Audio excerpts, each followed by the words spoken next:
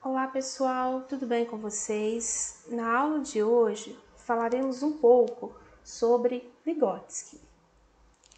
O Levi Vygotsky, ele foi um estudioso que tem contribuições em inúmeras áreas, entre elas a psicologia, que nasceu na União Soviética.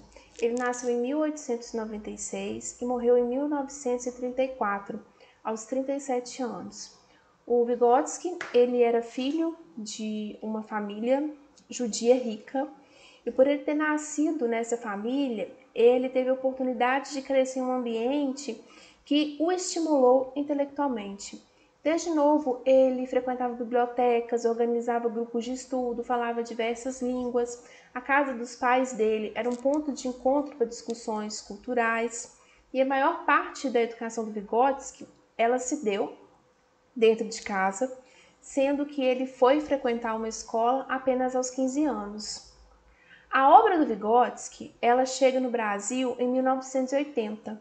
Como vocês viram anteriormente, Vygotsky nasceu na União Soviética, então era o período de Guerra Fria e a obra dele era considerada uma obra subversiva.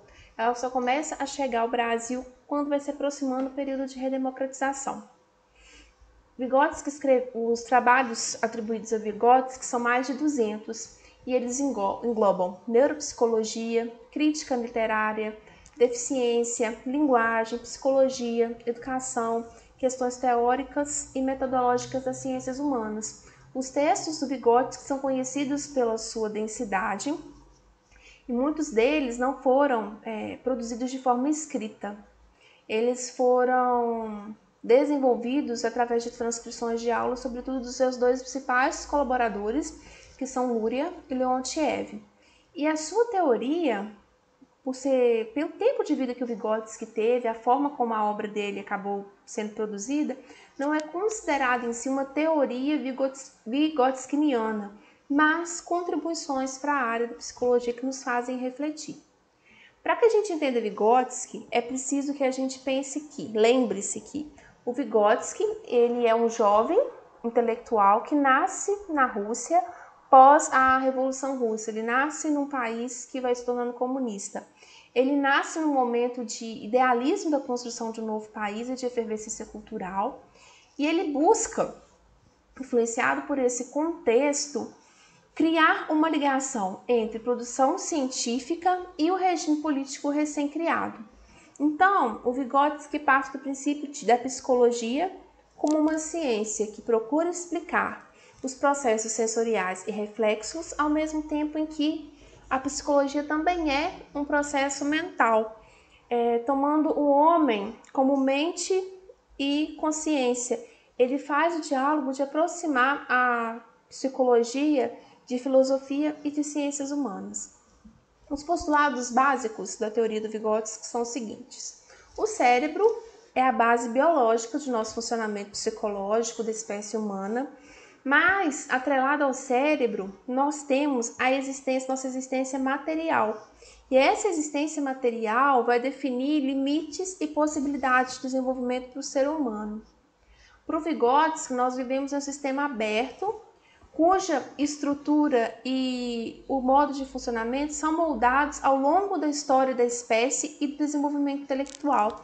Quando a gente vê essa questão de material e interferência da história, é preciso que vocês fiquem atentos que o Vygotsky ele vai ler Marx e os textos dele vão ser atravessados um pouco pela teoria e os pressupostos defendidos por Karl Marx, tá? O Vygotsky, ele se encaixa numa vertente da psicologia que a gente chama de psicologia sócio-histórica, que defende o quê? Que não existe uma natureza humana que é pronta. O ser humano ele vai ser construído ao longo da sua vida, de suas vivências e experiências. Não existe uma condição humana. O ser humano é um homem ativo, social e histórico, e com base nesses três elementos que a condição humana é construída e moldada, e o homem é um ser que é criado pelo próprio homem através da cultura.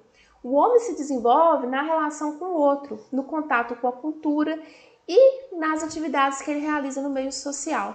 Então, o homem, a princípio, é um ser biológico e na medida que ele vai tendo contato com a sociedade, introjetando as regras, a partir das vivências, ele se transforma em um sujeito sócio-histórico. E essa transformação de homem biológico em homem sócio-histórico se dá sobretudo pela cultura que é uma parte essencial da constituição da natureza humana, a cultura que transforma o homem de biológico em um homem sócio-histórico. Um conceito muito importante para que a gente entenda a teoria do Vygotsky, e que é um conceito central na obra dele, é o conceito de mediação. Para o Vygotsky, a relação do homem com o mundo, ela não é direta. Ela sempre vai se dar mediada por elementos intermediários que existem entre o sujeito e o mundo. E essa mediação é um elemento intermediário que faz com que a relação deixe de ser direta. Existe a presença de elos, é um elo a mais, não é apenas o sujeito e a reação, existe uma mediação. E na medida com que nós vamos nos desenvolvermos, nossas relações vão se tornando cada vez mais mediadas. Um exemplo, vamos supor que a gente não conheça o fogo, não saiba o impacto dele. A gente vê aquela coisa brilhando, vai, coloca a mão direto, sente que queima, que machuca. A partir dessa experiência, provavelmente nós não colocaremos a mão direto no fogo. A gente vai ter um elo, um elemento a mais, uma reflexão que vai pedir que eu coloque a mão no fogo. Na hora que eu estender a mão para colocar no fogo, vai vir esse pensamento de que queima, vai vir a sensação de dor que eu senti. Então, esse elo que me impede de fazer essa ação seria como se fosse uma mediação. O Vygotsky trabalha com a noção de que a relação do homem com o mundo, ela não é direta, mas ela é mediada. Lembre-se, gente, que Vygotsky, ele faz leitura de Marx, e essa mediação se dá por instrumentos e signos. Então, o que é um instrumento? Um instrumento é um elemento que existe entre o trabalhador e o seu trabalho, que amplia as possibilidades de transformação na natureza. Um instrumento, ele é produzido com um determinado objetivo, ele carrega uma função para a qual ele foi criada e o modo de utilização dele que foi desenvolvido. E um instrumento, ele é um objeto social desenvolvido na relação do homem com o mundo. Um exemplo de instrumento que eu trago para vocês é o machado. O machado é um instrumento que possibilita que eu, enquanto ser humano, transforme um pedaço de madeira em cadeira. Ele media a transformação que eu vou fazer dessa madeira bruta em uma cadeira. O machado, ele é uma invenção humana, ele foi criado pelo homem e a sua criação carrega um modo como ele deve ser utilizado, tem uma história dentro dele. O machado é um objeto social que media a minha relação do meu trabalho de transformar a madeira em cadeira. Os signos são chamados também por Vygotsky de instrumentos psicológicos, que são elementos que representam ou expressam objetivos, eventos, situações. Eles agem como se fosse um elemento de uma atividade psicológica.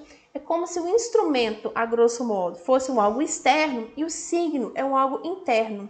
Um signo, ele pode ter um significado para mim, pode não ter o mesmo significado para você, porque o signo, ele é orientado para o próprio sujeito, para dentro do indivíduo.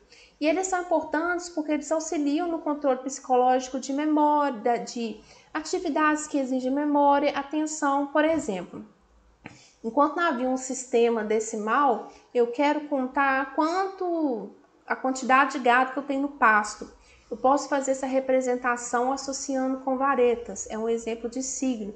As placas são um exemplo de signo. A placa pare, a gente olha, não tem ali ninguém falando comigo que é uma parada obrigatória, que eu preciso de parar, de prestar atenção, mas quando eu vejo esse símbolo, eu consigo associar. Então, voltando ao conceito de mediação, a mediação de instrumentos e signos é fundamental para o desenvolvimento das funções psicológicas superiores, e é essa mediação por signos e por instrumentos que distingue o homem dos outros animais, segundo Vygotsky. E a nossa relação com signos e instrumentos, ela vai modificando à medida que o indivíduo vai se desenvolvendo. E segundo Vygotsky, em crianças muito pequenas, essa relação ainda não está construída. Além de signos e instrumentos, nós temos símbolos. Os símbolos, eles são socialmente dados. Cada grupo social ele se desenvolve de modo que cada grupo consiga perceber e organizar e constituí-lo. Ele é uma espécie de filtro através do qual o homem vê e opera o mundo. Um exemplo de símbolo é a linguagem. Para a teoria do Vygotsky, a cultura é um elemento muito importante na nossa constituição enquanto sujeitos socio-históricos, porque é a cultura que fornece a matéria-prima para o desenvolvimento psicológico, é na cultura que se dão as negociações entre os membros de uma sociedade. Ela não se trata, a cultura para Vygotsky, apenas do que acontece dentro de um país, uma determinada condição socioeconômica. Para o Vygotsky, a cultura é um grupo social que fornece ao indivíduo um ambiente estruturado, onde todos os elementos são carregados de significado. E a vida social é um processo dinâmico, onde o sujeito é ativo e acontece a interação com o mundo cultural que modifica o homem. Cada um constrói o seu próprio mundo subjetivo. Um livro muito famoso de Vygotsky é o Pensamento e Linguagem. Pensamento e linguagem são dois pontos muito enfatizados tanto no trabalho do Vygotsky como de seus seguidores, porque para o Vygotsky a linguagem é o sistema simbólico básico de todos os grupos humanos. A linguagem proporciona o intercâmbio social e ela surge e tem como primeira função a comunicação. Para que essa comunicação entre os indivíduos ocorra através da linguagem, é necessário que sejam utilizados signos compreensíveis, que traduzam sentimentos, que traduzam vontades. Então, essa seria a primeira função da linguagem. A sua segunda função seria ser um pensamento generalizado, de modo a ordenar o real, agrupar classes de objetos, eventos, situações. Por exemplo, eu falo com vocês mesa. Cada um de vocês vai criar uma imagem mental de uma mesa. Pode ser uma mesa de granito, pode ser uma mesa de madeira, pode ser uma mesa de acrílico. Mas, de forma geral, quando eu falo mesa, essa palavra, a simbologia dela, traz um elemento com características que são iguais, independente da constituição material dela. É um ambiente que eu posso apoiar um objeto. Geralmente, ele tem 4 pernas, vai ser acompanhado de cadeiras. Então, essa função de generalizar, de que na medida que eu falo alguma coisa, mesmo com as peculiaridades que a representação tem para cada um, a gente consegue chegar a um acordo e entender do que se fala. O Vygotsky também fala que o aprendizado ele está relacionado ao desenvolvimento das funções psicológicas culturais. Por exemplo, aprender a ler e a escrever é uma demanda cultural da sociedade, é algo que foi criado pela humanidade, não é algo inato que nasce por ser humano. Então, o Vygotsky parte do princípio de que, na medida que a gente não interage com outros seres humanos, a gente fica impossibilitado de adquirir situações propícias à nossa aprendizagem. Por exemplo, uma criança lobo. Uma criança lobo, por não estar em contato com outros seres humanos, provavelmente ela não vai aprender a falar um idioma local, não vai aprender a escrever, não vai aprender os modos de vestimento e outros aspectos que são passados nesse social. Tá? O Vygotsky, o principal conceito da teoria dele é o ZDP, que é Zona de Desenvolvimento Proximal. Para a gente entender zona de desenvolvimento proximal, tentem imaginar uma criança tentando atravessar a ponte. Aonde a gente está naquele momento, o que a gente sabe é a zona até onde a criança consegue ir sozinha, o saber atual dela é a zona, o que Vygotsky chama de zona de desenvolvimento real. A zona de desenvolvimento potencial é aquilo que a criança pode alcançar, que ela tem a possibilidade de saber, que ela tem o potencial de desenvolver. E para que a criança consiga se desenvolver, alcançar esse saber, é preciso de uma mediação, como se fosse atravessar a ponte. E esse ato de atravessar a ponte, o que eu sei, mas eu ainda não consigo fazer sozinho, quanto eu consigo fazer com a ajuda de uma pessoa que eu estou quase aprendendo sozinho, é a zona de desenvolvimento proximal. É o que o Vygotsky chama de ZDP, tá?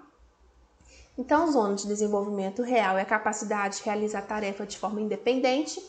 A zona de desenvolvimento proximal é a distância entre o desenvolvimento real e o desenvolvimento potencial. E a zona de desenvolvimento potencial é a capacidade que a gente tem de desenvolver a tarefa com a ajuda. É a mediação, essa zona de desenvolvimento proximal é a mediação que nos ajuda a desenvolver essas tarefas.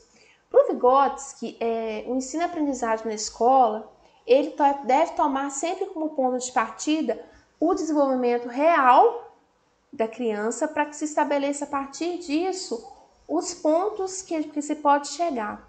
E isso deve sempre levar em consideração a faixa etária do aluno, o nível de conhecimento que ele tem e as habilidades de cada grupo de criança. Ele fala também que o mecanismo de imitação não é meramente a cópia de modelo. A imitação é muito importante porque ela é uma reconstrução individual daquilo que é observado. Imitar para o Vygotsky não é um processo mecânico, mas é a oportunidade que a criança tem de realizar ações que estão além da sua capacidade. Então, esse ato de imitar é vital para contribuir no desenvolvimento da criança. Só é possível, segundo a teoria do Vygotsky, a imitação de ações que estão dentro da zona de desenvolvimento proximal do indivíduo. Lembre-se disso. O brinquedo também é muito importante para o desenvolvimento, porque ao brincar, a criança cria uma zona de desenvolvimento proximal, tem uma enorme influência isso no seu desenvolvimento. Por exemplo, quando a criança brinca de faz de conta, ela cria um mundo imaginário, ela traça situações, ela relaciona o imaginário e vai dando significado. Auxilia também esse brinquedo, esse faz de conta, auxilia com que a criança se desvincule apenas do que é o concreto, consiga trabalhar com o abstrato, ajuda na compreensão de regras e, além disso, quando a criança brinca, na maioria das vezes, ela consegue se comportar de uma maneira mais avançada do que é habitual para a idade dela. Então, gente, para fechar, o Vygotsky ele é importante porque ele propõe que o desenvolvimento nosso, igual aos seres humanos, ele é uma relação dialética do sujeito com a sociedade. São algo totalmente atrelado, que é a principal diferença da teoria de Vygotsky e Piaget. Enquanto Piaget fala em estágios de desenvolvimento, levando em consideração sobretudo o biológico, o Vygotsky bate muito na tecla da importância do social na nossa construção enquanto indivíduos, no nosso desenvolvimento. E para ele, o principal papel do professor é ser o mediador da criança entre o que ela tem de saber real ao que ela tem de potencial. Então é isso, eu espero que o conteúdo tenha sido útil para vocês. Até!